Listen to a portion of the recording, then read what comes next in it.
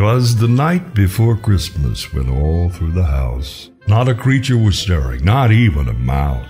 The stockings were hung by the chimney with care, in hopes that St. Nicholas would soon be there. The children were nestled all snug in their beds, while visions of sugar plums danced in their heads. And Mama in her kerchief and I in my cap had just settled our brains for a long winter's nap. When out on the lawn there arose such a clatter, I sprang from my bed to see what was the matter. Away to the window I flew like a flash, tore open the shutters, and threw up the sash. The moon on the breast of the new fallen snow gave the luster of midday to objects below. When what to my wondering eyes should appear but a miniature sleigh and 8 tiny reindeer, with a little old driver, so lively and quick, I knew in a moment it must be St. Nick. More rapid than eagles his courses they came, and he whistled and shouted and called 'em by name.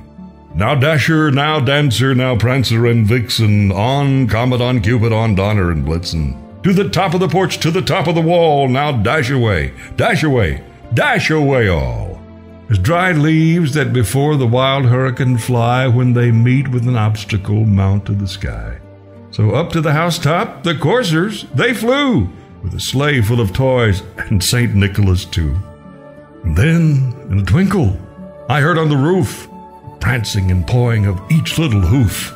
As I drew in my head and was turning around, down the chimney St. Nicholas came with a bound. He was dressed all in fur from his head to his foot, and his clothes were all tarnished with ashes and soot. A bundle of toys he had flung on his back, and he looked like a peddler just opening his pack.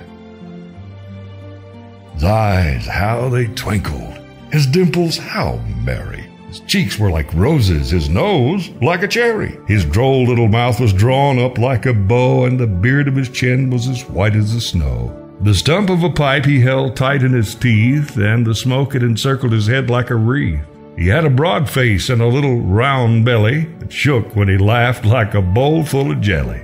He was chubby and plump, a right jolly old elf, and I laughed when I saw him in spite of myself. A wink of his eye and a twist of his head, soon he gave me to know I had nothing to dread.